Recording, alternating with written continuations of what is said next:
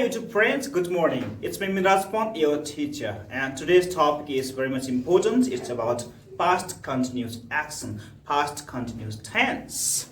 Right? Okay, let's start. निश्चित समयमा कुनै काम हुँदै थियो भनी जनाउँदा हामीले चाहिँ past continuous tense प्रयोग गर्नुपर्ने हुन्छ, right? And continuous भन्ने बित्तिकै तपाईको चाहिँ verb for लगाउनु पर्ने हुन्छ. कुनै काम जारी थियो, हुँदै थियो, बितेको कुनै निश्चित समयमा भन्नु पर्दा हामीले चाहिँ यो टेन्स को प्रयोग गर्न सक्छौं. यसमा मेन फ्याक्टर भनेको चाहिँ verb for ing फर्म लगाउनु पर्ने हुन्छ र ठिक त्यसको अगाडि was or चाहिँ छुटाउनु भएन. That's why I have written here was and were. So dear students, was mean what? Was भनेको के हो त? थियो, correct. Oh, थियो. And or भनेको के हो? थिए. सिंगुलर सब्जेक्टमा युज गरिन्छ भने यो प्लुरल सब्जेक्टमा प्रयोग गरिन्छ. अन्डरस्ट्यान्ड? यस्तै राम मात्र छ, सीता मात्र छ, गीता मात्र छ, हैन? ही छ, सी छ, इट छ भने के प्रयोग गर्ने? was. तर बोय चाहियो, पिपल आयो, हैन? राम र सीता आयो, हैन? अथवा तपाईको चाहिँ यु आयो, ओर आयो, यस दे आयो भने के प्रयोग गर्ने? ओर प्रयोग गर्ने है. त्यसपछि बिफोर लगाउने. बिफोर भनेको सबैभन्दा लामो पुच्छर भएको भर्ब के आइएनजी भएको है. है के त आइएनजी वाला भर्ब प्रयोग गर्नुपर्छ. जस्तै हामीले हेर्न सक्छौं playing P L A Y I N G के हो बिफोर. ओके त्यो टाइपको र भर्ब अनुसारको अब्जेक्ट हामीले चाहिँ राख्नु पर्ने हुन्छ, राइट?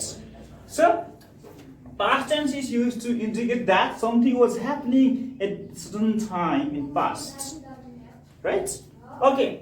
हामी एक्जाम्पलबाट चाहिँ एकदम क्लियर हुन सक्छ. हेर्न सक्नुहुन्छ. आइसँग के प्रयोग गरे हामीले? watch. हैन? इटिङ भनेको के हो त? खाँदै verb for. हैन? सब्जेक्ट के आयो? I was र were मा चाहिँ एउटा छान्नु पर्ने हुन्छ. आइसँग was सुइटेबल हुन्छ. was थान्यो, राइट? त्यसपछि गएर चाहिँ बिफोर लगायौं के त आइएनजी वाला भर्ब लगायौं, हैन? अनि अब्जेक्ट के आयो? राइस आयो. त्यसपछि टाइमको कुराहरु आउँछन्. ओके?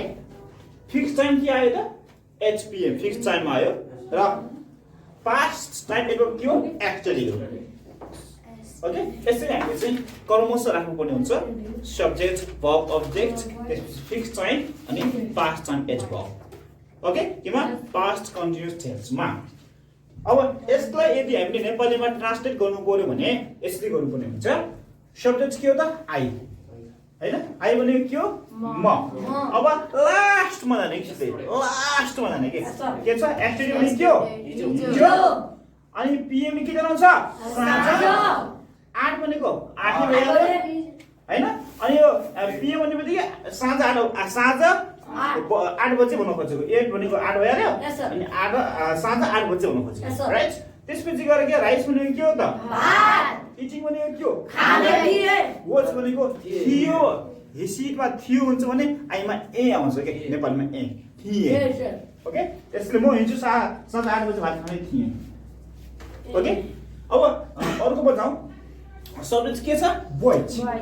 बोयसँग चाहिँ वाच किन आएन? किनकि बोइज भनेको प्लुरल सब्जेक्ट हो. प्लुरल सब्जेक्ट चाहिँ के आउँछ? प्लुरल भर्ब आउँछ, वर आउँछ. वेयर हैन, वेयर भने कपडा लगाउनु हुन्छ. W E A R wear भनेको कपडा लगाउनु हुन्छ. डब्ल्यु ई आर ए भनेको वर थिए. ओके? वर. सो बोइज वर प्लेइङ फुटबल. ल हेर त सबै के आयो? बोइज. वाज र वरमा के आयो? वर. बिफोरमा के आयो? प्लेइङ. अब्जेक्टमा के आयो? फुटबल. फिक्स टाइम के आयो? 8 9 एम. पास्ट टाइम एडभर्ब के आयो? एक्चुअली. यसरी कर्मश लेख्नु पर्ने हुन्छ. करेक्ट वाक्य बनाउनु हुन्छ. ओके? नेपालमा ट्रान्सलेट गर्दाखेरि हामी बुझौं. बोइज भनेको केटाहरु लास्टमा जाने है त? हिजो. लास्टमा जाने एक्चुअली भनेको के हो? हिजो. त्यसपछि 9 एम भनेको के हो? हैन? अनि फुटबल भनेको के हो? फुटबल भइहाल्यो. अनि प्लेइङ भनेको खेल्दै. अनि वल भनेको थिए. केटाहरु थिए. यहाँ तिमीहरुको चाहिँ वी भएको के हुन्थ्यो? थियौ. We were playing football at 9 am actually भनेको है. हामी हिजो बिहान 9 बजे फुटबल खेल्दै थियौ हुन्थ्यो. अन्डरस्ट्यान्ड? अब म कहिले नबिर्सिने गरेर चाहिँ एउटा अर्को टाइमलाइनको बारेमा सिकाउन गइरहेको छु. Just to make clear concept in the brain.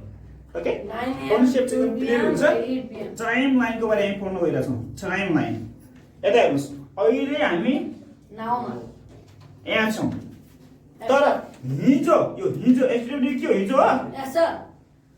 9 हिजो AM, 2 AM. 6 बजे बिहान के गर्दै थियौँ 9 बजे 9 o'clock बिहान के गर्दै थियौँ 2 PM मा के गर्दै थियौँ दिउँसो 2 बजे र साँझ 8 बजे के गर्दै थियौँ त्यो चाहिँ लेख्नु पर्ने भयो क्या Yes, sir. ओके लेख्नु पर्ने भयो ओके त्यसकारण हिजो बिहान 6 बजे बिहान 9 बजे दिउँसो 2 बजे अनि साँझ 8 बजे तिमी के गर्दै थियौ प्रश्न गर्नु पर्यो भने के होला what were you doing at 9 AM yesterday at 6 AM yesterday 9 AM yesterday 2 PM yesterday and 8 PM yesterday भनेर क्वेशन गर्न सकिन्छ what were you doing Yes, sir. understand त्यसकारण यस्तै ए भन्ने मान्छेले के भन्यो what Are you doing? or past tense what were you Doing.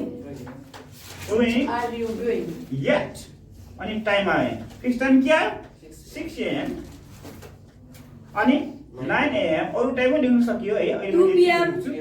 2 PM 8 PM. 8 PM अब यहाँ पछाडि के आयो yesterday Yesterday.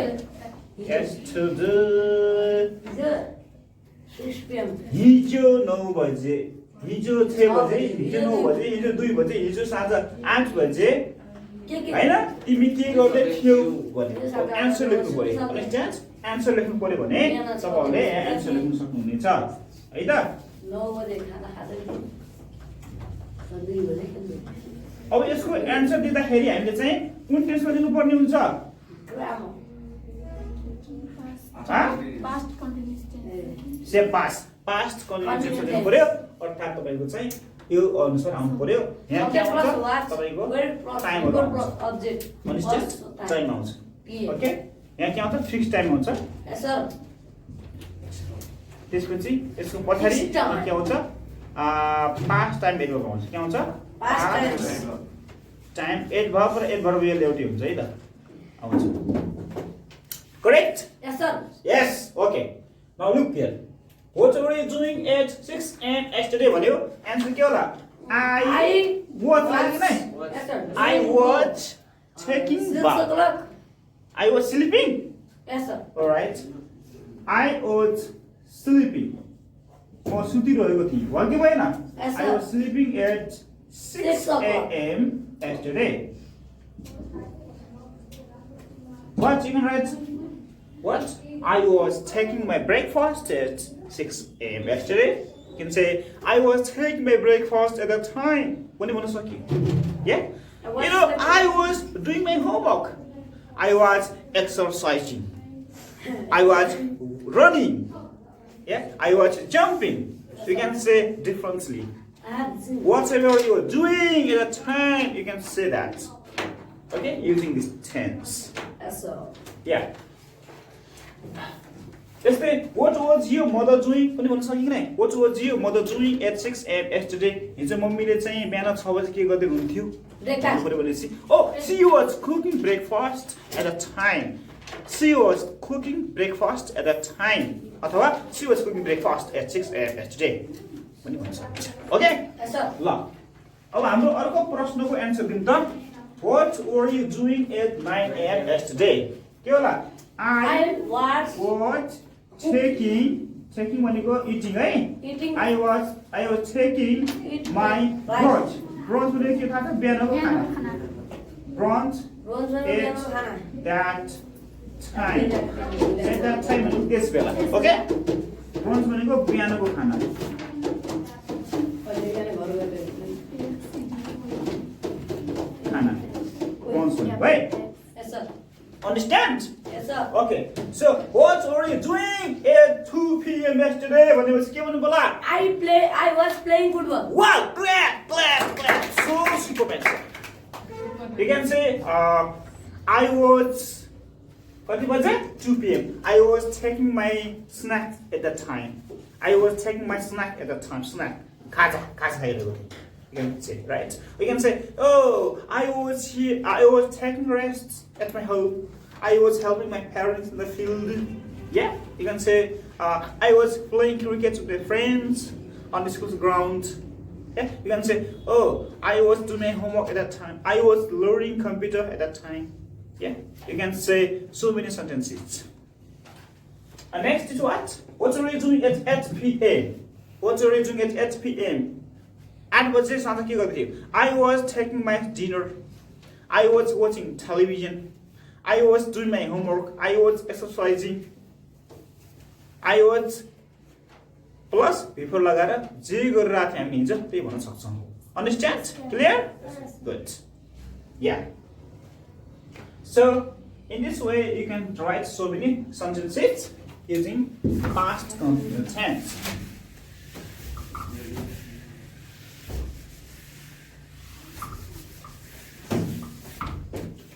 What is the subject verb agreement rule? Subject verb agreement rule. मैले अघि पनि भन्न सकेँ. Number 1, he, she, it र राम मात्रै के? My father मात्रै के? एकजना मात्रै जनाउने सब्जेक्ट आउँछ भने त्यस्तो अवस्थामा प्लस के लगाउने? was लगाउने. के लगाउने? was लगाउने. बट तर हाम्रो मानव आयो अनि आइमा पनि was लगाउने है. ठीक छ? आई. We आयो, you आयो, they आयो भने र boys आयो भने अथवा रामायण सीता आयो भने दुईटा हो नि त. के लगाउने? प्लस वर लगाउने. वर के लगाउने? वर लगाउने. ठीक छ? यो भनेको थियो, यो भनेको थिए हैन? यो भनेको थिए, थिए यो भनेको थियौं. नेपालीमा त फरक फरक आउँछ के हैन? यो भनेको अब ठिक छ. यति भए पुगिहाल्यो. त्यस्तै म थिएँ, राम थियो हैन? त्यस्तै गरेर चाहिँ त्यो थियो, उनी थिइन्, थिइन् पनि भन्न सकिएन हैन? यहाँ के भन्नुभयो? हामी थियौं, थियौं. यु तिमी थियौ, दे तिनीहरू थिए. यसरी चाहिँ नेपालीमा चेन्ज हुन्छ कि भेरिएसन हुन्छ. इङ्ग्लिसमा सजिलो छ. मान्छेको एज अनुसार हामीले चाहिँ कुरा गर्नु पनि हुन्छ. हजुर तपाईँ भनेर त्यही अनुसार नेपालीमा भेरिएसन हुन्छ, चेन्ज हुन्छ हैन? सानो फुच्चे भाइ छ भने के भन्छ? तिमी हिजो 8 बजे फुटबल खेल्दै थियौ, यति रातिसम्म फुटबल खेल्दै थियौ हैन? थियो भयो. झनै सानो छ आफ्नो भाइ हो भने त थिस भन्छ हामी हैन?